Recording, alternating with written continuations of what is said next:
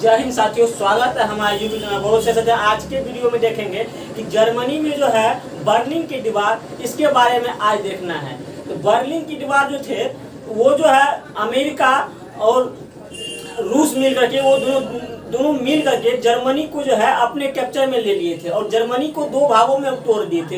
एक दो भाग में तोड़ने का मतलब वहाँ पर एक बीच में दीवार खींच दी गई थी जिसे बर्लिन की दीवार कहते हैं। और दीवार के इस साइड जो थे अमेरिका थे तो एक साइड उसका रूस थे। इसके बारे में आज देखेंगे क्या कि जर्मनी में क्या ऐसा हुआ था कि बर्लिन की दीवार खींची गई थी और जो है वहां पर लेकर के जर्मनी को है दोनों हुआ क्या था। वहां पर जब युद्ध हुई थी तो युद्ध में हुआ क्या था, वहां पर जो जर्मनी में ठंड काफी पड़ते थे और उसमें रूस क्या किए, रूस को उलझा करके बोले कि और 1.5-2 महीना आप उलझा करके रखिए, उसके बाद जो है ठंडी जैसे ही आएगी सब जवान जो अपने आप वहाँ पर जम, जिस तरह से उसे ठंडी आएगी उसमें है कि हुआ क्या कि आप जो बंदूक लेकर के जो जितना जवान जिस तरह से थे तो बर्फ में जो है जम गए थे, इतना हुआ था वहाँ पर क्षति। उसके बाद फिर जो है फिर अमेरिका ने वहाँ पर उसको है अपने जलयान के द्वारा से जो उसको बंदूक लेकर के फिर इन्होंने दिए।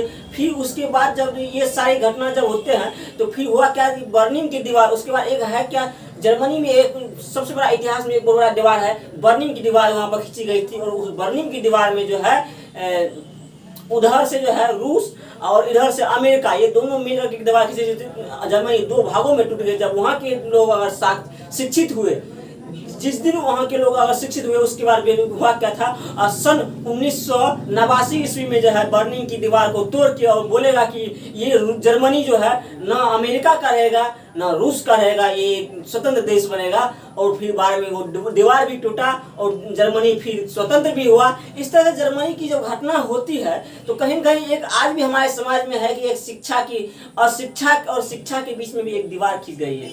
ये किसके द्वारा? ये अनपढ़ नेताओं के द्वारा, जो कभी जो है शिक्षा से कभी उसको माने मतलब ही नहीं रहा है। सिर्फ एक नेता के द्वारा ही शिक्षा और अशिक्षा के बीच में एक बर्लिन की दीवार की तरह आज भी हमारे समाज में खींच गई है।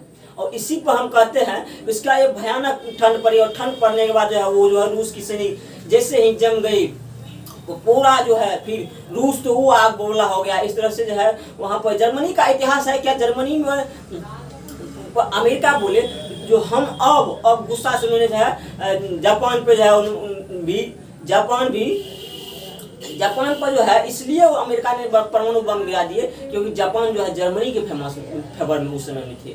इस तरह से जर्मनी की सेना जो है पहुंची और जो फिर देखा है कि जो बार बार ठंड में रहते हैं ना उन्हें उसका ठंड का भी ऐसा होता है कि आखिर ठंड को कैसे झेल रहे हैं। तो जर्मनी की सेना तो उसको एक्वायर कर लिया। जैसे अपना लोग का देखिए कि हिमालय जो है हिमालय बर्फीली हवा को रोक देते हैं जिस कारण से अपना लोग उतना ठंडी नहीं पड़ते। वहाँ पर जो है रूस में जर्मनी में वहाँ पर -40 डिग्री 50 डिग्री सेल्सियस टेम्परेचर जाते हैं, माइनस में जाते हैं। उतना आप समझ सकते हैं कि कितना ठंडी वहाँ पर पड़ते होंगे। तो वहाँ पर जो है इस तरह से मॉस्को स्वीडन ने मार दिया।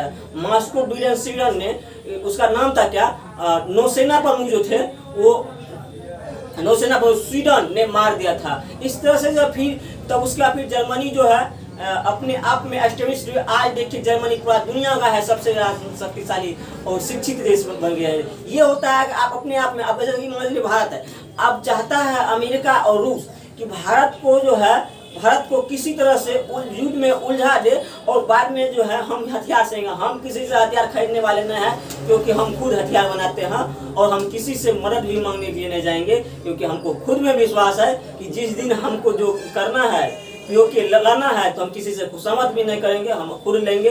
क्योंकि अभी तक देखिए अमेरिका रूस से इतना दोस्ती होने के बावजूद जब डोनाल्ड ट्रंप और मोदी जी में इतना बड़ा दोस्ती थे तो अब कभी भी डोनाल्ड ट्रंप पीओके का मुद्दा नहीं उठाया, बता सकते हैं। रूस जो बाइडेन जो थे वो भी कभी भी मुद्दा नहीं उठाया।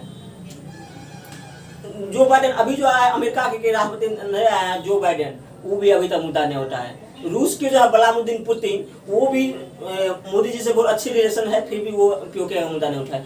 कोई भी देश चाहता है कि इसे युद्ध के घेरे में इसे उलझा दिया जाए। किस तरह से ये उलझेगा तो फिर हम अपना मोलम पट्टी बेचना शुरू करेंगे। इस तरह से है क्या, विदेश नीति में है क्या कि इस तरह से बर्निंग की दीवार जब टूटी, आज भी हमारे समाज में बर्निंग की दीवार की तरह है एक शिक्षा, अशिक्षा, ऊंच नीच, ये सब उस दिन टूटेगा जिस दिन हमारा हिंदुस्तान जो है शिक्षित राष्ट्र बनेगा। और शिक्षित राष्ट्र बनेगा तो जरूर इस दीवार को, इस बर्निंग की दीवार को तोड़ेगा और दुनिया जो है फिर से ये भारत में सोने की चिड़िया कहलाएगा, सोने की चिड़िया कहलाएगा। तो आज वीडियो में यही कहने वाले थे कि किस तरह से एक समाज में जो है बर्निंग की दीवार, देखिए जिस तरह से रूस में बीचम बीच रूस को 2 टुकड़ों में टूट दिए थे, वो रूस ने जब जागा तो बर्निंग की दीवार भी टूटी। इसलिए जब हम सब जागेंगे, इस शिक्षा की जो और शिक्षा के बीच में जो नेताओं के द्वारा जो ये बर्निंग की दीवार खींची जा रही है, इस बर्निंग की दीवार टूटी। हाँ, एक मुद्दा ये भी है कि ओझा धांसू सर का मुद्दा है।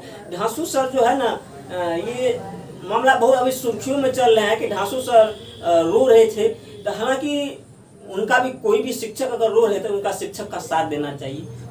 आप अपने निजी बहुत से निजी जीवन से ऊपर उठ करके जो है शिक्षक का साथ दीजिए, क्योंकि शिक्षक ही एक देश का जो है शिलालेख करता है। इसलिए आप सब धांसू सर को सपोर्ट करें। आज की वीडियो में इतना ही। जय हिंद, जय भारत, वंदे मातरम।